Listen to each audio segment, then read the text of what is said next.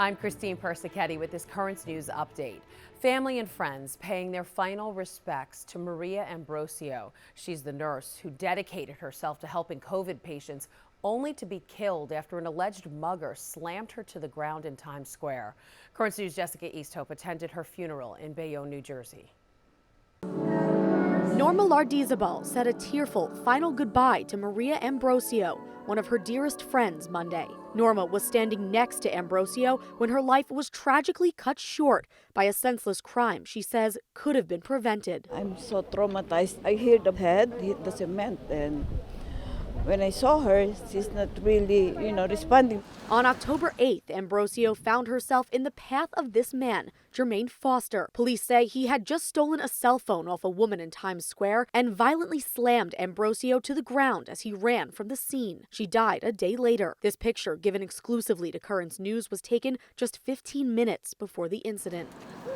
Ambrosio's death is the latest incident sparked by New York City's mental health crisis, which has seen people with untreated mental illness arrested and charged in violent crimes. Foster's family said he was off his medication at the time. I feel like this is like going back to the 80s. You've seen like subway crimes and homeless people, just gathering in the streets. I mean, I feel for them. I don't feel any hatred for them. The city's solution, Thrive NYC, has produced few results in aiding New Yorkers suffering with mental illness, and Maria's family and friends say one too many innocent lives have been lost. These mentally ill people, they should get help. A lot of people are getting hurt. And what happened to my friend is supposed not to be happening. Ambrosio, an oncology nurse at Bayonne Medical Center for 25 years, pivoted to saving lives of COVID patients during the pandemic. She was a devoted parishioner of St. Henry's Catholic Church in Bayonne. Her family says they were comforted by members of the Manhattan District Attorney's Office, but never heard from city officials. Foster has been charged with felony murder.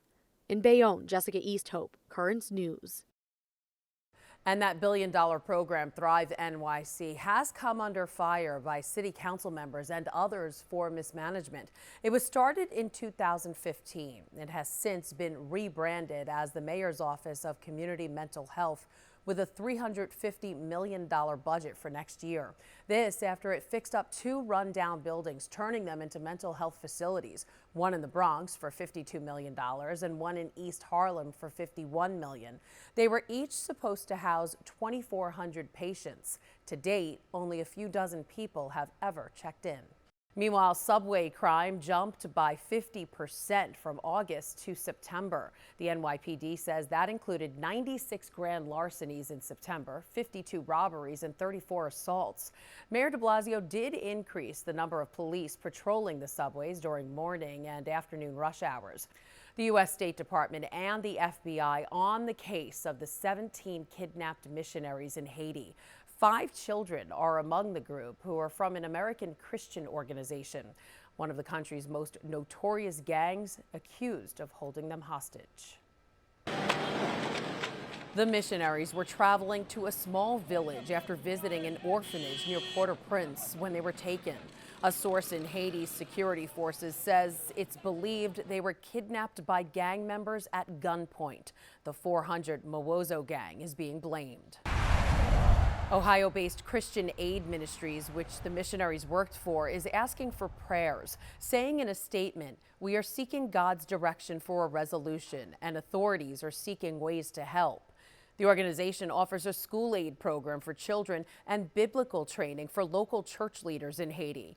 Some of the victims were actually able to contact the organization before the abduction, and the kidnappers also made contact with them. This hits home, so we keep them in our prayers, and the U.S. government will do everything we can to get them back. Haiti is in the middle of a kidnapping crisis, according to new statistics. Control Risks, a group who maintains the world's largest database of kidnappings for ransoms, found that in the first quarter of 2021, abductions increased by over 150% compared to the same period in 2020. Experts believe the number could actually be higher due to a lack of reporting because of mistrust in authorities and fear of retaliation from criminals. The group most responsible is 400 MAWOZO, which is blamed for 80% of the kidnappings in Haiti. So who is this gang that's terrorizing so much of Haiti? The word MAWOZO, when translated from Creole, means inexperienced men. But the group is widely feared for using rape and assassinations to maintain control. They have also started a trend of mass kidnapping from cars and buses. Their history of targeting clergy and churches has been a red line for many in the Catholic-majority Caribbean nation. Tomorrow on Currents News, we'll hear from a priest who lives and worships in the middle of the gang violence in Haiti. For his safety, he has asked us to keep his identity hidden, but he has agreed to talk to us. Again, that's Tuesday on Currents News. The first black U.S. Secretary of State, Colin Powell, has passed away. Powell died of COVID-19 complications despite being fully vaccinated. His career is marked with a myriad of firsts, from the first black national security advisor for President Ronald Reagan to the first black chairman of the Joint Chiefs of Staff under President George H.W. Bush. Colin Powell was 84 years old. St. Junipero Serra's name is being stripped from a Los Angeles park. A statue of Serra had been in the park until 2020 when protesters toppled it amid claims the saint enslaved Native Americans. It will be called La Plaza Park until a new name is adopted. As political leaders in California continue to remove markers of the missionary, U.S. bishops continue to defend the first Hispanic American saint. Head of the U.S. Conference of Catholic Bishops, Archbishop Jose Gomez, tweeting on Friday, "We all share the same mission, the mission that brought St. Junipero Serra to California, to share the good news of God's love and to witness to his love through our actions."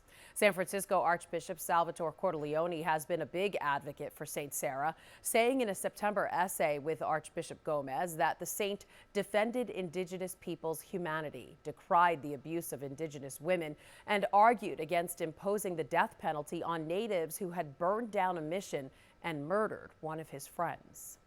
Meanwhile, in Brooklyn, a Bensonhurst Street corner has been renamed in honor of the now closed Bishop Kearny High School. Enthusiastic alumni returned to the former all-girls school this weekend to celebrate the renaming of Bay Parkway and 61st Street as Bishop Kearny Way. The Catholic school occupied the corner for nearly 60 years before its doors closed in 2019. The relic of Blessed Carlo Acutis continues to make its way around the Diocese of Brooklyn. It was on display at St. Gerard Majella in Hollis, Queens over the weekend for the feast day of St. Gerard.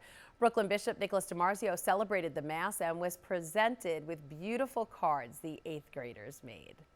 That is this Currents News update. I'm Christine Persichetti. Thank you for joining us because we are putting your faith in the news.